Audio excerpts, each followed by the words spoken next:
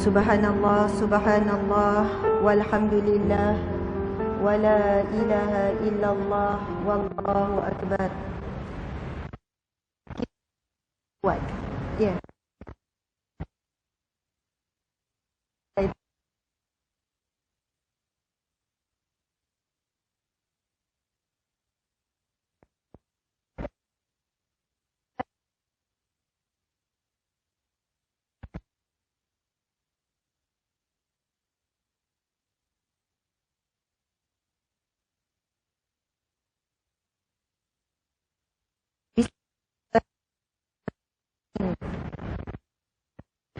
Assalamualaikum warahmatullahi.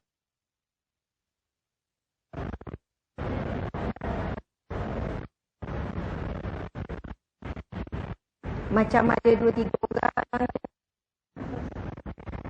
Subhanallah sekali buat para muslimin, muslimat, mukminin, mukminat, bakal-bakal ahli syurga Allah Subhanahu wa taala, bakal-bakal bidadari di syurga Allah.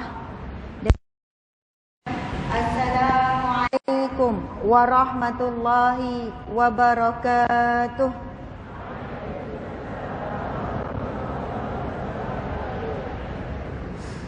Alhamdulillah, alhamdulillahi rabbil alamin, hamdan lillah, salatan wa salaman ala rasulillah, sayyidina wa maulana wa habibina wa syafi'ina Muhammad ibni Abdillah wa ala alihi wa ashabihi awliyaillah. Segala pujian kita tujukan semata-mata kepada Allah. Walau siapa pun yang memuji kita, hakikatnya pujian itu hanya layak untuk Allah Subhanahu wa taala. Kerana walaupun kita berusaha dan akhirnya kita berjaya, itu juga dengan izin Allah. La haula wala quwwata illa billah. Tidak ada daya dan tidak ada upaya melainkan semuanya daripada sekecil-kecil perkara sehingga sebesar-besar perkara, semuanya dengan izin Allah, dengan takdir Allah ya qadir ya muqtadir. Alhamdulillah, selawat Nabi Muhammad sallallahu alaihi wasallam, air darah, air keringat yang jatuh daripada batang tubuh Nabi Muhammad sallam, para isteri-isteri Nabi, anak, seluruh para syuhada, merahmati semua, mendoakan buat Nabi Muhammad serta kepada seluruh para syuhada yang kita sebutkan tadi. Maka kita Subhanahu wa ta'ala, alhamdulillah, lebih dahulu serendah hatinya, sesungguhnya saya tidak layak untuk berada di sini.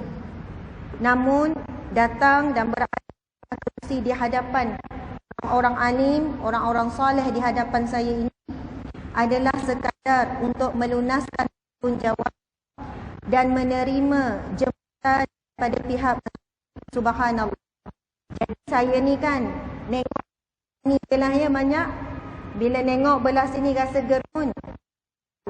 Belah ni ada bodyguard ya, sebab Encik suami yang saya muliakan, Encik Tengku Yahya merangkap. Masya Allah. Alhamdulillah, terlebih dahulu terima kasih kepada pihak penganjur Masjid Al-Bukhari, Alur Malai, Alur Star, Kedah. Ini kali kedua saya sampai. Masya Allah. Saya ingat lagi kali yang pertama mungkin 2 tahun lepas atau 3 tahun yang lepas. Ketika itu memang padat sendat lah.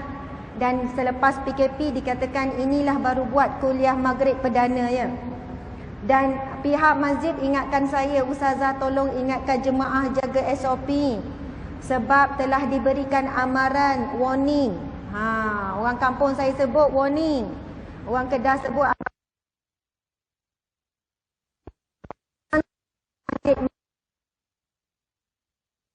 kita tahu dah pihak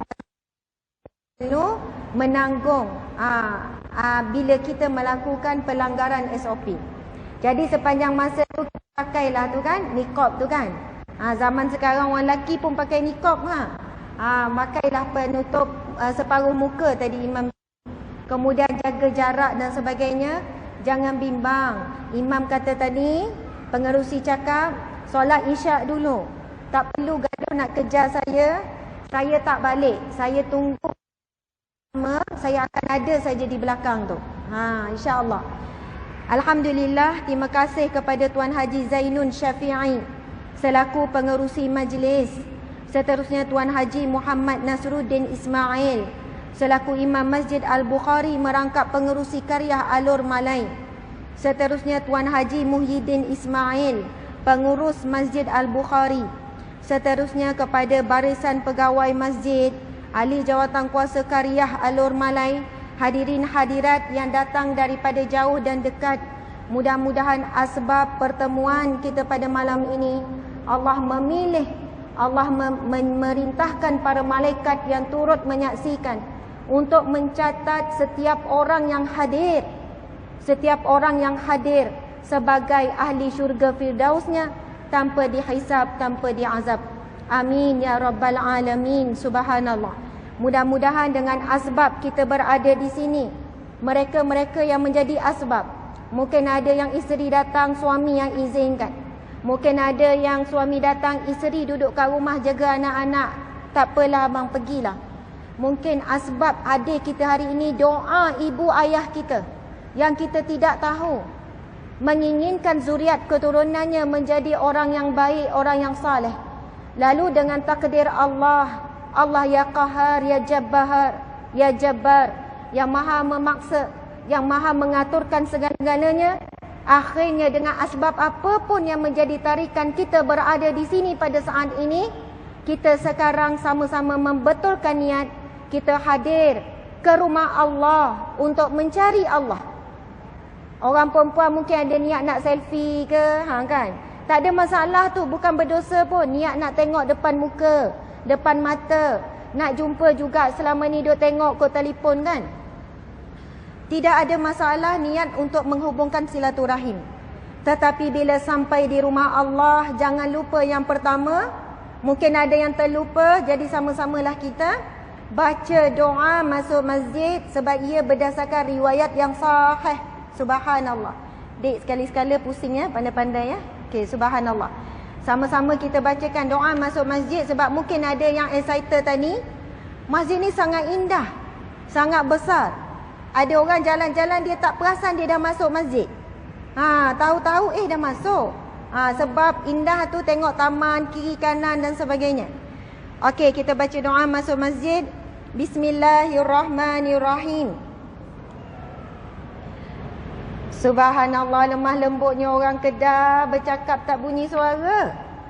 Tak tahulah, mungkin kat rumah bisik-bisik dengan suami ya. Masya Allah. Boleh ya kuatkan sikit suara? Bismillahirrahmanirrahim. Allahumma ftahli abwaba rahmatik. Ya Allah, bukakanlah bagiku pintu rahmatmu, pintu pengampunanmu, pintu rezekimu, pintu pertolonganmu, pintu syurgamu ya Allah. Nawaitu i'tikaf fi hadzal masjid sunnatan lillahi ta'ala. Amin ya rabbal alamin. Subhanallah, alhamdulillah. InsyaAllah apapun yang kita buat, setelah kita dah baca doa, setelah kita dah pun beriktikaf, niat beriktikaf, maka kalaupun tertidur kerana terlalu tenang, itu kan jiwa orang yang tenang. Tanda-tanda dia boleh tidur dalam apa jua keadaan. Walaupun penceramah suara punyalah kuat macam ni kan, mungkin kerana keletihan dan sebagainya. Walaupun tertidur, tetapi berada di rumah Allah, berada di majlis ilmu, ditambah pula berada di rumah Allah, maka kita akan dapat doa daripada para malaikat. Ini adalah sabda Nabi SAW. Kan barang siapa yang berdiam di rumah Allah, lalu malaikat mendoakan baginya tanpa henti. Tuan-puan, kita kalau nak berdoa untuk diri kita, 10 minit pun dah panjang. Dah habis modal dah. Kalau time malas tu kan, ya Allah, seperti biasalah. Engkau maha tahu, engkau maha mendengar. Kadang-kadang lepas mayang langsung kita tak salat, kita tak berdoa. Tetapi insya-Allah 1 jam kita berada di majlis ilmu, 1.5 jam contohnya, didoakan oleh para malaikat dengan 3 doa. Allahumma ufil lahu warhamhu wa tub alaih. Itu doa malaikat kepada mereka yang berdiam di rumah Allah. Ya Allah, ampunilah dia. Ya Allah, rahmatilah dia. Ya Allah, terimalah taubatnya. Mudah-mudahan asbab doa malaikat yang kita tahu tidak ada hijab dengan Allah. Kerana doa malaikat ini meminta dengan Allah tanpa kepentingan. Malaikat adalah asal daripada syurga dan memang penghuni syurga. Jadi malaikat melakukan sesuatu bukan kerana dia ada kepentingan. Maka mudah-mudahan doa para malaikat itu kabul, Allah terima.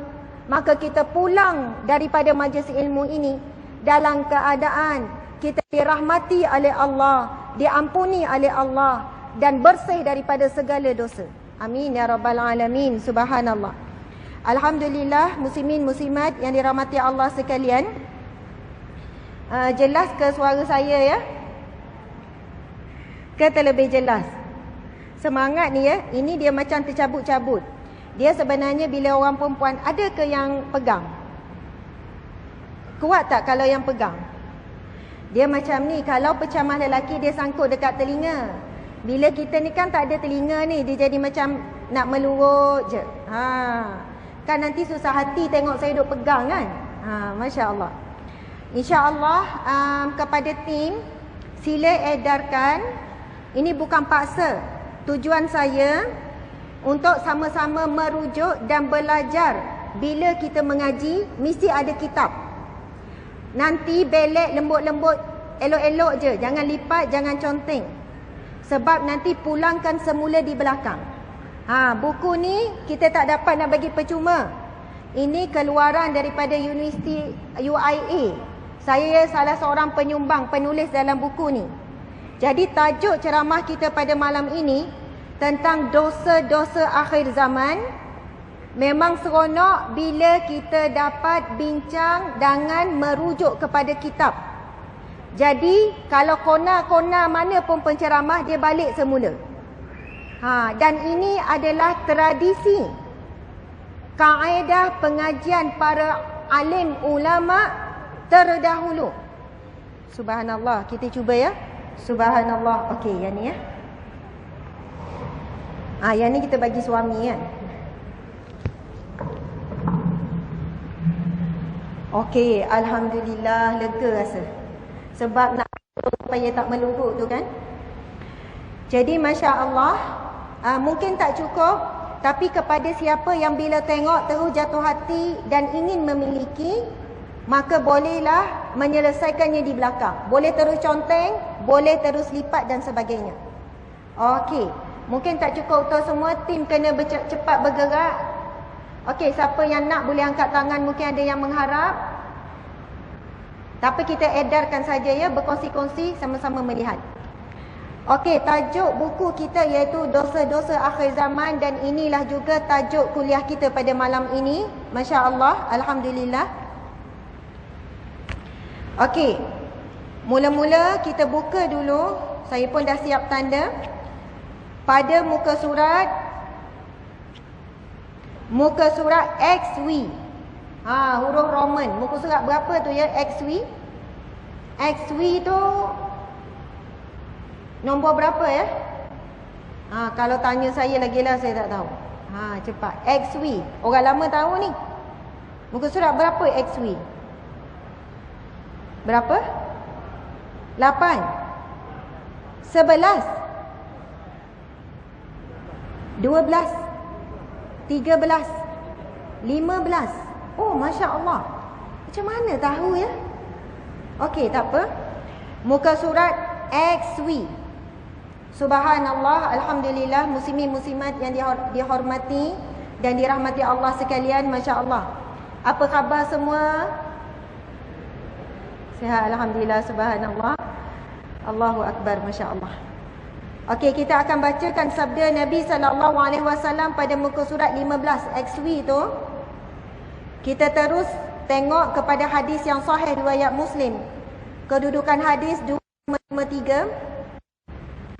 Bila saya baca, sahabat-sahabat muslimin muslimat tolong ikut barakah membaca hadis ini.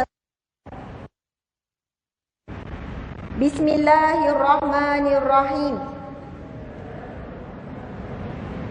Kuat lagi ya, semangat, duduk tegak. Kalau kita mencintai Allah, kita baca kalamullah iaitu Al-Quran. Bila kita mencintai Rasulullah, bacalah kalamun Nabi SAW iaitu hadis Nabi. Jadi membaca matan hadis Nabi ini pahalanya juga besar, kerana ia juga adalah wahyu Allah Subhanahu Wa Taala. Sebab kita ni biasanya baca Al-Quran tidak baca terjemahan. Dan bila baca hadis Nabi, terus baca terjemah, tak baca matan hadis. Jadi insya-Allah kita membaca kalimah Rasulullah sallallahu alaihi wasallam, mudah-mudahan lebih melunakkan hati kita. Okey, dengan semangatnya insya-Allah masing-masing semua jangan lepas peluang, sama-sama ikut. Bismillahirrahmanirrahim. Anin Nawas bin Sim'an An-Ansari qala sa'altu Rasulullah sallallahu alaihi wasallam anil birri wal ismi faqala al birru husnul khuluq wal ismu ma haka fi sadrika wa karihta ay yattali'a alaihi nas. Sadaqa Rasulullah sallallahu alaihi wasallam. Subhanallah. Dek, seorang jaga seorang ya. Subhanallah. Alhamdulillah. Nabi sallallahu alaihi wasallam bersabda daripada An-Nawas bin Sim'an Al-Ansari. Dia berkata, aku pernah bertanya kepada Rasulullah sallallahu alaihi wasallam tentang erti ataupun maksud kebajikan dan dosa. Subhanallah, sahabat Nabi ini bertanya tentang pahala dan dosa. Lalu sabda baginda Nabi sallallahu alaihi wasallam, kebajikan atau perkara yang membawakan pahala itu ialah budi pekerti yang baik, akhlak yang baik, sedangkan dosa ialah perbuatan ataupun tindakan yang menyesatkan dada dan engkau sendiri benci jika perbuatanmu itu diketahui oleh orang lain. Subhanallah. Itu penerangan Nabi secara umum. Apakah perkara yang membawakan kepada pahala, perkara-perkara kebajikan. Nabi sebut ia adalah budi pekerti yang baik. Sebab itu Nabi SAW bersabda, sesungguhnya orang yang paling dekat denganku di mahsyar kelak adalah orang yang mempunyai akhlak yang baik, akhlak yang mulia. Tuan-puan sekalian, di dunia ini ada ramai orang nak dekati para pembesar, para pemerintah. Bila dia ni dikenali oleh orang-orang hebat, dia rasa hebat. Dia nak cari je jalan-jalan mendekati orang hebat. Ambil gambar pun dah rasa seronok dah. Subhanallah. Ada orang pula Dia nak mendekati orang-orang yang tersohor, para artis dan sebagainya. Bila dapat didekati, dapat merakam kenangan, dah gembira sangat dah. Apatah lagi kalau kita boleh dekat dan rapat dengan yang lebih tinggi, raja ke, sultan ke. Kan kalau ibu kan makcik Hajah kan, Sultan Brunei sebut nama Hajah. Memang tak tidur malam lah 1 bulan kan. 1 minggu ke. Itu pelik benar lah tu. Mungkin orang yang sangat istimewa. Tetapi tidak ada yang lebih membahagiakan kita. Sekiranya kita dapat menjadi orang yang sangat dekat dengan Rasulullah sallallahu alaihi wasallam. Tidak perlu nama, tidak perlu kedudukan, tidak perlu kemasyhuran, tidak perlu kekayaan, tetapi yang diperlukan adalah akhlak yang mulia dengan Allah, akhlak yang mulia dengan manusia, dengan binatang, dengan tumbuhan, dengan seluruh makhluk Allah, dengan bukit bukau tidak ditarahnya, subhanallah, dengan sungai tidak dikotorinya, subhanallah, dengan udara tidak dicemarnya, dengan asap yang berkepul-kepul contohnya, subhanallah, Allahu Akbar. Berbuat baik, akhlak yang baik, semua itu akan menjadi saksi. Bahkan jika kita berada seorang diri pun di dalam rumah, dan ini disebut oleh alim ulama, ciri-ciri orang yang ikhlas itu, apa yang dilakukan ketika di kehadapan orang ramai, samalah ketika dia bersunyian di rumahnya. Kalau depan orang ramai kan kita jalan lemah lembut, sopan. Di dalam rumah pun sama depan suami. Subhanallah, kan kita kalau makan di khalayak ramai sopan, baca doa tertib, makan tidak bersulam air. Subhanallah, lagi-lagi kalau kita diperhatikan. Tapi macam mana akhlak kita di rumah? Nak tahu akhlak, tengok bagaimana kita di rumah. Kalau di khalayak ramai tu ditahan-tahan, kalau nak keluar angin kan. Tapi kadang kita ni kalau semayang kat rumah, tengah semayang tu kan duk nahan dah. Bagi salam tak sempat yang kedua, angkat je terus keluar berdicit-dicit. Prit. Contohlah, tak nyempat-nyempat kita nak menjaga tu adab dan akhlak kita dengan Allah. Sempat dulu doa, lepas tu dalam keadaan kita rasa malu sebab Allah tengok kita. Muslimin muslimat dimati Allah sekalian, Nabi SAW bersabda, khairukum, yang paling baik di kalangan kamu, yang paling sempurna iman di kalangan kamu, khairukum li ahli, yang paling baik akhlaknya dengan ahli keluarganya. Muslimin muslimat, kadang-kadang kita ni nak mengejar pujian dan pengiktirafan orang luar. Orang luar hormat, orang luar puji. Tetapi yang tahu perangai dia yang sebenar, anak dan isterinya. Suami dia yang paling tahu. Subhanallah, rahsia saya, suami saya tahulah. Allah tutup aib saya sebab itu orang memuji. Kalau Allah bukalah, tersilaplah suami saya buat live perangai saya kat rumah, tak ada orang nak jemput ceramah, percayalah. Subhanallah. Tetapi kerana kita tidak berhenti memperbaiki diri, minta maaf bila tertinggi suara contohnya, minta maaf bila kita ni mengungkit-ungkit ataupun kita bercakap sinis, sebab sangat susah nak kekalkan akhlak yang baik sepanjang masa. Betul kan? Sangat susah. Kita baru nekat 2 jam, baru nekat ni, malam ni nekat ni, tak nak masa muka ni. Orang perempuan, pernah tak kita satu hari tak ada langsung masa muka dengan suami? Ada tak? Ingat-ingat balik, ada tak? Satu hari daripada pagi sampai tidur balik, senyum manja. Balik ni rasa macam insya-Allah nak cuba. Tengok-tengok pinggan dia makan tak basuh. Oi, bukan senang. Dan tanya, pinggan siapa lah tak basuh ni ya? Padahal dalam rumah tu 2 orang je. Masya-Allah, Allahu Akbar.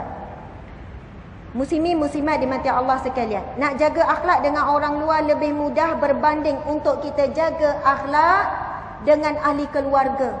Sebab kita rasa bukan orang lain, isteri, suami.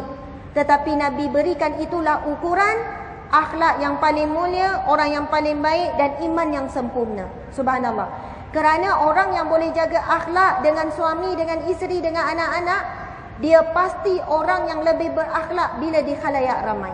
Masya Allah. Okey, seterusnya kita melihat hadis yang di bawah sekali, muka surat 15 ini, XV ini. Sebelum itu kita tengok kepada sedikit syarah oleh penulis. Hati nurani yang Allah ciptakan dalam diri kita boleh menjadi petunjuk sama ada apa yang hendak kita lakukan itu baik ataupun sebaliknya. Jika ada rasa sebersalah, tidak tenang serta keraguan terhadap sesuatu tindakan atau sesuatu perkara, maka lebih baik perkara itu ditinggalkan kerana bertepatan dengan nasihat baginda Nabi SAW. Hadis yang sahih. Muslimin, muslimat, ibu ayah, sekali lagi kita sama-sama bacakan hadis Nabi. Qala Nabi sallallahu alaihi wasallam, da' ma yaribuka ila ma la yaribuka, fa inna sidqa tama'ninah wa innal kadhiba ribah. Sadaqa Rasulullah sallallahu alaihi wasallam. Subhanallah. Yang turut hadir menonton kita pada malam ini lebih kurang dalam 6,000 lah, lebih kurang, alhamdulillah. Yang berada di dalam masjid ni lebih kurang 60,000. Subhanallah. Mudah-mudahan yang tidak kita nampak juga memenuhi setiap ruang, iaitu para malaikat, insya-Allah. Sabda Nabi sallallahu alaihi wasallam, tinggalkanlah apa yang meragukan kamu, lalu pilihlah apa yang tidak meragukan kamu. Sesungguhnya kebenaran itu ada ketenangan, manakala pendustaan itu ada keraguan. Nabi berpesan, da' ma yaribuka ila ma la yaribuka. Tinggalkan apa yang engkau rasa menimbulkan keraguan, yang membuatkan hatimu resah gelisah, tinggalkan, menuju kepada sesuatu ketenangan. Dan Nabi kata, benar itu membawa ketenangan, dan menipu itu menimbulkan rasa resah gelisah. Sebab itu orang yang bermuka-muka di luar, di khalayak ramai, akhlaknya berbeza, tetapi di rumah pula berbeza. Allah menarik daripada hatinya nikmat tenang, nikmat ketenangan. Sebab itu kita ini ada beberapa kehidupan yang sangat peribadi, iaitu antara kita dengan Allah. Sampai Allah tahu setiap apa yang ada dalam isi hati kita. Kemudian kehidupan privasi, bukan terlalu peribadi tetapi peribadi juga, iaitu kehidupan keluarga ni. Dan kehidupan yang umum, iaitu kehidupan di luar ni.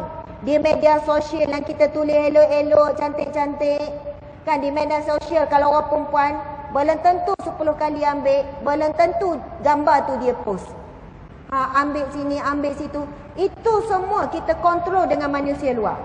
Tetapi kehidupan yang paling utama, iaitu yang paling peribadi, iaitu kita dengan Allah. Yang kedua, kehidupan kita dengan ahli keluarga, dengan isteri, dengan suami, dengan anak-anak, adik-beradik, mak ayah yang terdekat ni. Kemudian barulah yang ketiga, iaitu manusia di dunia luar. Subhanallah, Allahu Akbar. Baiklah, kita tengok pada muka surat selepasnya, iaitu muka surat yang ke-16, XVI.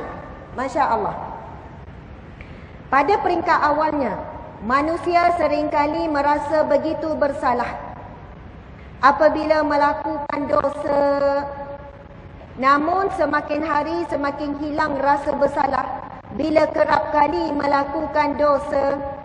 Lama kelamaan, perasaan bersalah bertukar menjadi kebiasaan dan akhirnya berubah menjadi kesukaan apabila sesuatu perbuatan dosa itu sudah berubah menjadi kebiasaan. Dosa besar antaranya adalah mengumpat. Tetapi disebabkan kita dah biasa mengumpat, kita mengindahkan perbuatan mengumpat. Kita kata bukan ngumpat, muhasabah, bukan ngumpat. Kan kita ni nak menyelesaikan masalah, pasal jiran, pasal imam, pasal itu, pasal orang ni dan sebagainya. Hakikatnya apa yang kita sebutkan tentang aib manusia itu tidak memberi apa-apa perubahan pun, melainkan mengotorkan hati kita sahaja.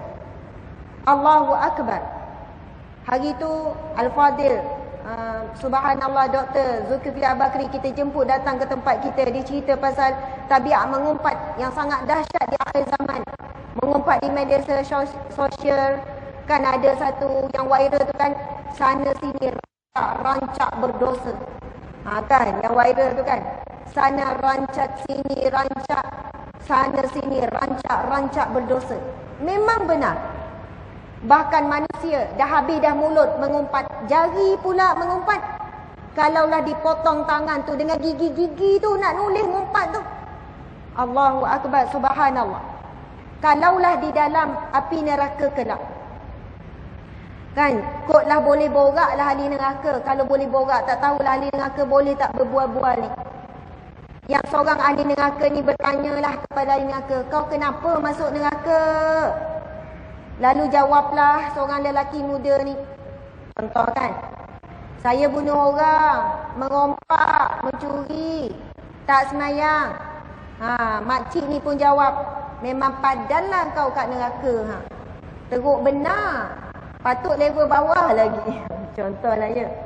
Lepas tu orang muda tu pun tanya, dah makcik kenapa dalam neraka ni? Tak adalah buat dosa besar sangat macam kau, ngumpatnya. Contoh ya. Subhanallah, sedangkan mengumpat ghibah itu antara dosa yang sangat besar. Ngumpat suami, ngumpat menantu, ngumpat anak-anak, ngumpat mak ayah, ngumpat adik-beradik. Allahu Akbar. Seperti mana penulis ni adalah seorang profesor, seorang doktor ni, walaupun nama dia MacWork tu. Profesor, doktor. Ini pensyarah-pensyarah UIA semua yang menuliskan ni. Menyusun buku ini daripada hadis-hadis yang sahih, firman Allah dan sebagainya. Subhanallah. Dosa ni peringkat awal, kali pertama buat rasa berdosa. Lama-lama rasa biasa. Lama-lama na'udzubillah hati semakin keras, akan merasakan bahawa seronok berbuat dosa. Sebab itu jarang orang mengumpat mengantuk tersengguk-sengguk. Jarang, memang tak adalah kalau ngumpat pasal orang yang ngantuk jadi terang biji mata. Yang tersengguk-sengguk kita boleh jumpa kalau baca Quran. Kalau zikir imam tu panjang. Kalau dalam majlis ilmu, yang tu kita dapat jumpa lah yang tersengguk-sengguk. Tak apa, dapat pahala tersengguk di majlis ilmu. Tersengguk baca Quran, Allahu Akbar. Mujahadah dia baca Quran. Subhanallah, muslimin muslimat. Sekarang kita tengok betapa Allah Subhanahu wa taala maha penuh dengan rahmatnya. Kita lihat firman Allah dalam muka surat yang sama, daripada surah Al-An'am ayat 160, surah yang ke-6. Masya-Allah. A'udzubillahi minasyaitonirrajim. Man jaa'a bil hasanati falahu 'ashru amsalha wa man jaa'a bis sayyi'ati fala yujza illa mislaha wa hum la yuzlamun. Sadaqallahul azim. Yang bermaksud, ini kita tengok ni, betapa luasnya rahmat Allah kepada kita hamba-Nya yang berdosa. Barang siapa yang membawa amal yang baik, maka baginya pahala 10 kali lipat amalnya. Semua amal kebaikan, senyum, bagi salam, nampak ada ranting dekat taman, Allahu Akbar. Ranting kayu jatuh, dia pun tolak dengan kaki, tolak tepi sebab takut ada orang lalu dengan motor ke dengan basikal jatuh. Sebab itu Nabi SAW ketika peristiwa Isra' Mi'raj, kan Rasulullah bila balik pada peristiwa Isra' Mi'raj akan bercerita, banyak cerita yang mana Nabi kata ada pemuda gambaran penghuni syurga sedang bersukaria di dalam syurga. Lalu Nabi bertanya, apakah amalan yang menyebabkan pemuda itu, lelaki itu berada di syurga? Lalu malaikat menjawab, yang menjadi asbab rahmat Allah kepadanya, kerana dia membuang halangan di jalan. Allahu Akbar, subhanallah. Membuang halangan di jalan. Kita kalau hujan lebat, adalah ribut-ribut sikit, adalah pokok ranting jatuh, kita buat apa? bawa kereta kita konam macam tu ya kan. Kita kata nanti MPS angkatlah tu majlis pembandaran dan sebagainya. Tapi orang yang beriman, dia ingat hadis Nabi itu, dia parking depan sikit tempat selamat, jalan perlahan, tarik, tolak tepi. Dia tak tahu berapa puluh ke ribu ke ratus ke orang lalu, dia dapat pahala, memudahkan laluan. Tetapi ingat, orang yang membuat halangan di jalan juga diberikan amaran oleh Allah Subhanahu Wa Taala. Sebab tu hidup di kampung, dalam taman, kena hati-hati. Dia rumah sebuah ada kereta 5. Kalau nak parking sehingga menghalang laluan, minta izin dulu dengan penduduk taman. Minta maaflah, rumah saya muat 2 je kereta. Jadi saya ada parking tu gini-gini. Mungkin ada orang tak senang dan tak puas hati kita duk parking kat corner tu. 15 tahun, 10 tahun, 5 tahun duk parking situ. Setiap kali orang nak lalu tak nampak jalan belah sana, orang marah. Sebab itu ada jenis-jenis dosa yang kita tidak tahu, yang kita tidak sedar kita melakukan dosa. Di mahsyar kelak, kenapa dosa begitu banyak? Rupanya dosa-dosa yang kita anggap remeh. Kerana itu pernah ditanya kepada Rasulullah, "Ya Rasulullah, seorang fulanah, seorang wanita ini dia menyakiti jirannya." Lalu Nabi kata tempatnya di neraka. Orang ini kata, fulanah ini, wanita ini, solatnya baik, puasanya baik, sedekahnya banyak. Maksudnya amal soleh, wanita yang baik. Tetapi dia menyakiti hati jirannya. Nabi kata tempatnya di neraka. Lalu dia tanya lagi, orang ni biasa saja tapi dia menjaga hak jirannya. Nabi kata tempatnya di syurga. Dan sabda Nabi SAW, Man kana yu'minu billahi wal yawmil akhir. Barang siapa yang beriman kepada Allah dan hari akhirat, beriman dan yakin bahawasanya wujud syurga dan neraka, pahala dan dosa, timbangan sirat pada mahsyar. Ciri-ciri orang yang beriman kepada Allah. Dan kita tahu kita sangat perlukan iman. Kerana dengan iman inilah menjadi asbab kita akan masuk ke syurga. Nabi SAW bersabda, akan masuk syurga walaupun seseorang itu memiliki walaupun sebesar biji zarah keimanan. Allahu Akbar. Jadi Nabi bersabda, man kana yu'minu billahi wal yawmil akhir, siapa yang beriman kepada Allah dan hari akhirat, falyukrim dhaifuhu wal yukrim jarahu. Dia akan memuliakan tetamunya yang datang. Dia tak milih-milih.